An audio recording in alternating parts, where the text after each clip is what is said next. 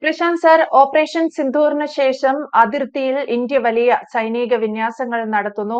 അത്തരത്തിൽ ഫൈറ്റർ ജെറ്റുകളെ ഉൾപ്പെടെ പൂർണ്ണമായും സജ്ജമാക്കി നിർത്തുന്നു എന്ന തരത്തിലാണ് വാർത്തകൾ, റിപ്പോർട്ടുകൾ പുറത്തുവരുന്നത്.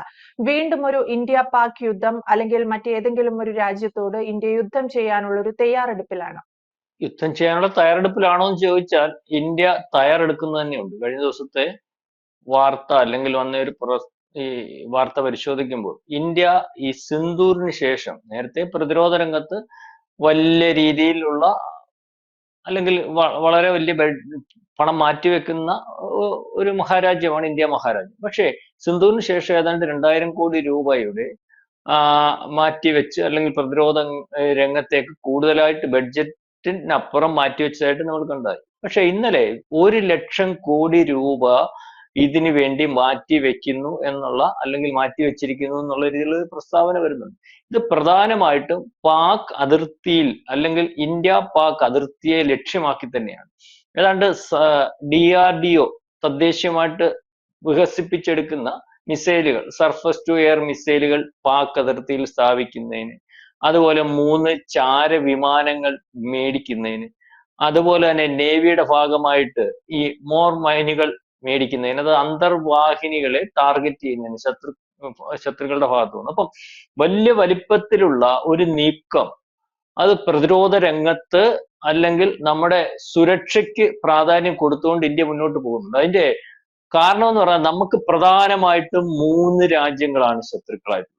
ഇപ്പൊ നമ്മൾ നോക്കുമ്പോൾ ബംഗ്ലാദേശ് ഉണ്ട്, ചൈനയുണ്ട്, ഈ പറയുന്ന പാകിസ്ഥാനുണ്ട്. ഈ 3 രാജ്യങ്ങളെ നമ്മൾ ശത്രുവായിട്ട് നമ്മൾ പ്രത്യക്ഷത്തിൽ അല്ലെങ്കിൽ നമ്മൾക്ക് എപ്പോഴും അവർ നമ്മുടെ ശത്രുക്കൾ ആണ് എന്ന് കണ്ട് നമുക്ക് നിൽക്കാൻ പറ്റും. പക്ഷെ അതിനപ്പുറം ശത്രുക്കൾ നമ്മൾക്കുണ്ട്. ഇന്ത്യയെ ആക്രമിക്കാൻ തയ്യാറായി നിൽക്കുന്നുണ്ട്. അല്ലെങ്കിൽ ഇന്ത്യക്ക് ഒരു ആക്രമണം ഉണ്ടായാൽ അത് നന്നാവട്ടെ എന്ന് വിചാരിക്കുന്ന രീതിയിലേക്കുള്ള മിത്രങ്ങളെ ഭാവിച്ചു നിൽക്കുന്ന ശത്രുക്കൾ ഉണ്ടെന്ന് നമുക്ക് മനസ്സിലായില്ലേ. സിന്ധുവിന് ശേഷം അമേരിക്കയുടെ നിലപാടുകൾ അല്ലെങ്കിൽ നമ്മൾ കേട്ട വാർത്തകൾ ശരിയാണെങ്കിൽ അമേരിക്കൻ ബേസുകൾ പാകിസ്ഥാനിൽ വളരെ കാലമായിട്ട് ഉണ്ടായിരുന്നു എന്നുള്ള വാർത്ത, ഇതൊക്കെ നമ്മൾ അതിനെ സൂചിപ്പിക്കുന്നതാണല്ലോ.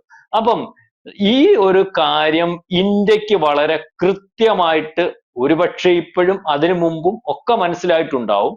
അതുകൊണ്ടാണ് പ്രതിരോധ രംഗത്ത് കൂടുതൽ ഊന്നൽ കൊടുക്കുന്നത്. നമ്മള് കൂടുതൽ ഊന്നൽ കൊടുക്കുന്നത് നമ്മുടെ പ്രതിരോധ രംഗത്ത് കൂടുതൽ ഊന്നൽ കൊടുത്തിരുന്നു എന്നുള്ള കാര്യത്തിന് ഉള്ള ദൃഷ്ടാന്തമാണ് നമ്മുടെ ഈ പറയുന്നത് പോലെയുള്ള മിസൈലുകള്, അല്ലെങ്കിൽ ഈ യുദ്ധത്തിനകത്ത് നമ്മൾ ഉപയോഗിച്ച പ്രതിരോധ സംവിധാനങ്ങൾ, അല്ലെങ്കിൽ നമ്മൾ ഇപ്പൊ വികസിപ്പിച്ചുകൊണ്ടിരിക്കുന്ന പുതിയ പുതിയ ആയുധങ്ങൾ അല്ലെങ്കിൽ പ്രതിരോധ ആയുധങ്ങളെല്ലാം ദൃഷ്ടാന്തമാണ്. അപ്പൊ നമ്മൾ ഇതിനകത്തെല്ലാം നമ്മൾക്ക് കൃത്യമായ ഈ ഒരുപക്ഷെ നമ്മുടെ രഹസ്യാന്വേഷണ സംവിധാനത്തിന്റെ വിഭാഗത്തിന്റെയും ഒക്കെ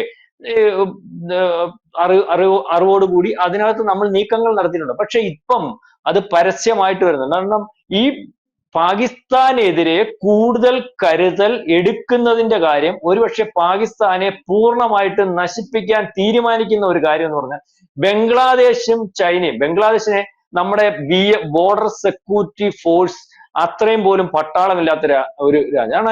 ഏതാണ്ട് 80,000 പട്ടാളം ഉള്ളതിനകത്ത് സൈനികരായിട്ടുള്ള ഒരു 40,000 പേരേ ഉള്ളൂ. നമ്മുടെ ബോർഡർ സെക്യൂരിറ്റി ഫോഴ്സ് BSFന്റെ അത്രയും പോലും വലിപ്പമില്ല. അവരൊന്നും നമ്മുടെ അടുത്തൊരു യുദ്ധത്തിന് അല്ലെങ്കിൽ നമ്മുടെ അടുത്തൊരു യുദ്ധത്തിന് തയ്യാറായി വന്നാലോ അല്ലെങ്കിൽ തയ്യാറായാലോ നമുക്ക് കാര്യമില്ല. പക്ഷെ പാകിസ്ഥാൻ അങ്ങനെയല്ല.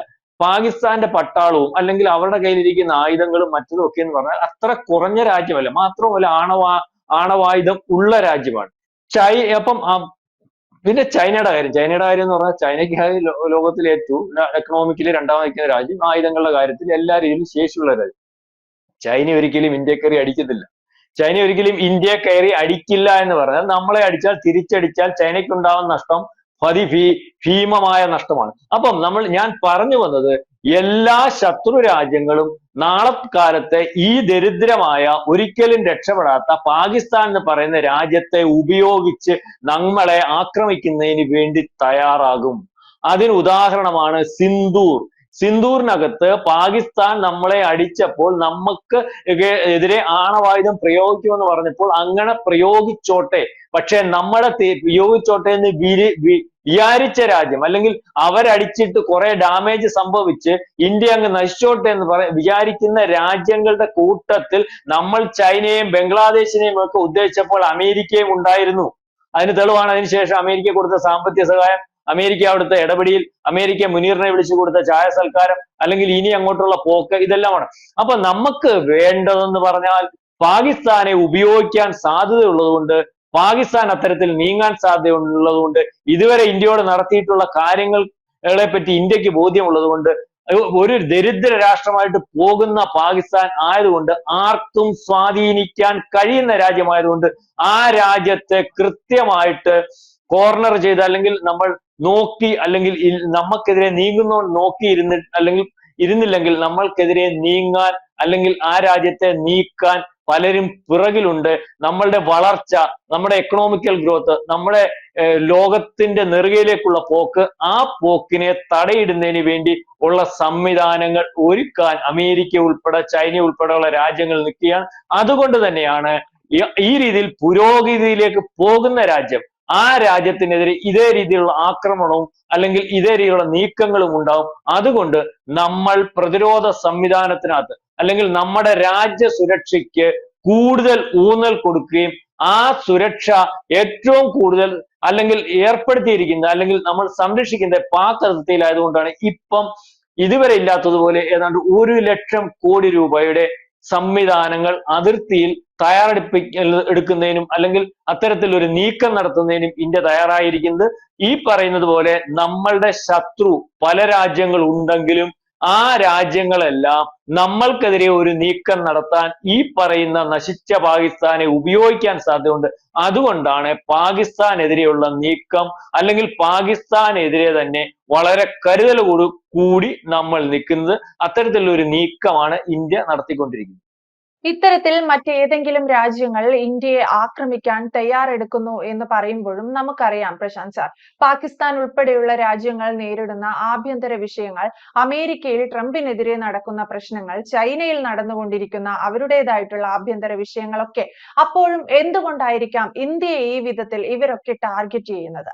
ഇന്ത്യ ഈ വിധത്തിൽ ഇവരൊക്കെ ടാർഗറ്റ് ചെയ്യുന്നതിന്റെ കാരണം എന്ന് പറഞ്ഞാൽ, ഈ ലോക രാജ്യങ്ങൾ മൊത്തം പരിശോധിക്കുമ്പോൾ അമേരിക്ക ലോകത്തിൽ ഏറ്റവും വലിയ രാജ്യമായിട്ടിരിക്കുന്നു. എല്ലാ രാജ്യങ്ങളും ആ രാജ്യത്തിന് കീഴ്പ്പെട്ട് നിൽക്കണമെന്നുള്ള ഒരു മൊണോപ്പൊളി അതേതാണ്ട് രണ്ടാം ലോകമഹായുദ്ധത്തിന് ശേഷം അവർ ആർജിച്ചെടുത്തതാണ്. അപ്പൊ അതിനകത്തുനിന്ന് വ്യത്യസ്തമായിട്ട് അമേരിക്കയെ മറികടക്കാൻ 50 കൊല്ലത്തിന് പുറകിലോട്ട് മറികടക്കാൻ സാധ്യതയുള്ള രാജ്യത്തിനെ വരെ അമേരിക്ക അത്തരത്തിൽ പുറകോട്ടടിച്ചുകൊണ്ടിരിക്കും. പിന്നെ മാത്രമല്ല, ഇത്തരത്തിൽ യുദ്ധം ഉണ്ടാക്കുന്നതും പ്രശ്നം ഉണ്ടാക്കുന്നതിനകത്തു നിന്ന് പൈസ ഉണ്ടാക്കി ശീലിച്ചിട്ടുള്ള രാജ്യമാണ് അമേരിക്ക. രണ്ടാം ലോകമഹായുദ്ധ കാലത്ത് അമേരിക്ക ലോകത്ത് സാമ്പത്തികമായിട്ട് ഒന്നായിട്ടുണ്ട്. പ്രശ്നങ്ങൾ ഉണ്ടാക്കി, അല്ലെങ്കിൽ യുദ്ധങ്ങൾ ഉണ്ടാക്കിയും ഒക്കെ അതിനകത്തു നിന്ന് അപ്പൊ അവരുടെ ആയുധങ്ങൾ വിറ്റ് പണം ഉണ്ടാക്കുന്ന രീതി. അപ്പം അതാണ് അതിന്റെ പ്രധാന കാര്യം. ഇന്ത്യക്കെതിരെയുള്ള നീക്കം മറ്റ് രാജ്യങ്ങൾക്കപ്പുറം ഇപ്പൊ എല്ലാവരും ആഗ്രഹിക്കുന്നതിന്റെ കാര്യം എന്ന് പറഞ്ഞാൽ, ഇന്ത്യ ഇപ്പൊ ലോകത്തെ 4ാമത്തെ സാമ്പത്തിക ശക്തിയാണ്. അത് അതിവിദൂരമല്ലാതെ 3ാമതും 2ാമതും ഒക്കെ വരുന്നതിന് വേണ്ടി സാധിക്കും എന്നുള്ളത് എല്ലാവർക്കും മനസ്സിലാവുന്നുണ്ട്. ഇന്ത്യയുടെ ഇപ്പോഴത്തെ ഒരു പോക്ക് അങ്ങനെയാണ്. അപ്പൊ അതൊക്കെയാണ് ഇതിന്റെ കാരണങ്ങൾ, അല്ലെ വേറെ കാരണമൊന്നുമില്ല. നേരത്തെ കൂട്ട് ഒരു ചേരിചേരാ നയവും എന്താ പറഞ്ഞിട്ട് കൊച്ചാട്ടാന്ന് പറഞ്ഞ് നിൽക്കുന്ന ഒരു ഭരണ സംവിധാനം ഒക്കെ ആയിരുന്നെങ്കിൽ കുഴപ്പമില്ല. ഇപ്പൊ ഇന്ത്യയുടെ തീരുമാനങ്ങൾ, ഇന്ത്യയുടെ കാര്യങ്ങൾ, ഇന്ത്യക്ക് വേണ്ടിയുള്ള നിലപാടുകൾ അതൊക്കെ ശക്തമാക്കിയിട്ടുണ്ട്. ആർക്കും വേണ്ടി ഒന്നും വിട്ടുകൊടുക്കാനും അല്ലെങ്കിൽ അത്തരത്തിലൊന്നും തയ്യാറായിട്ടുള്ള ഇന്ത്യയായിട്ട് ഇപ്പൊ ഇന്ത്യയെ കാണാൻ പറ്റത്തില്ല. മാത്രമല്ല, അങ്ങനെ വിട്ടുകൊടുത്താൽ അല്ലെങ്കിൽ ഇന്ത്യയുമായിട്ട് രമ്യതപ്പെട്ട് നിന്നാൽ മാത്രമേ മറ്റു രാജ്യങ്ങൾക്ക് നിലനിൽപ്പുള്ളൂ എന്നുള്ള രീതിയിലേക്ക് ഇന്ത്യയെ വളർത്തിയെടുത്തിട്ടുണ്ട് ഏതാണ്ട് 10 കൊല്ലം 2014 ശേഷം. അപ്പം അതാണ് പ്രശ്നം. അപ്പൊ ഇന്ത്യയുടെ എക്കണോമിക്കൽ ഗ്രോത്ത്, പ്രതിരോധ രീതിയിലുള്ള വളർച്ച, എല്ലാ രീതിയിലുള്ള വളർച്ച പല രാജ്യങ്ങളെയും അസ്വസ്ഥമാക്കുന്നുണ്ട്. അത് തന്നെയാണ് അതിന്റെ ഒരു പ്രശ്നം. അതാണ് നമുക്ക് മനസ്സിലാവുന്നത്. എന്തായാലും ഇന്ത്യ പൂർണ്ണ സജ്ജമാണ്. ഏതെങ്കിലും തരത്തിൽ പ്രശാന്ത് സാറി സൂചിപ്പിച്ചതുപോലെ ചൈനയോ പാകിസ്ഥാനോ ഉൾപ്പെടെയുള്ള രാജ്യങ്ങൾ ഇന്ത്യക്കെതിരായ നീക്കങ്ങൾ നടത്താനുള്ള സാധ്യത വളരെ വളരെ കൂടുതലാണ്.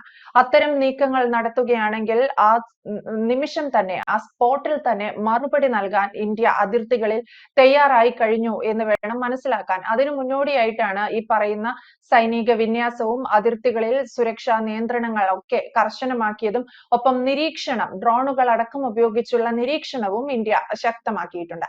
വ്യക്തമാണ്. Thank you Prashanth sir. കൂടുതൽ വാർത്തകളും വിശേഷങ്ങളും നിങ്ങളിലേക്ക് എത്താൻ ABC മലയാളം സബ്സ്ക്രൈബ് ചെയ്യുക, ബെൽ ബട്ടണും അമർത്തുക.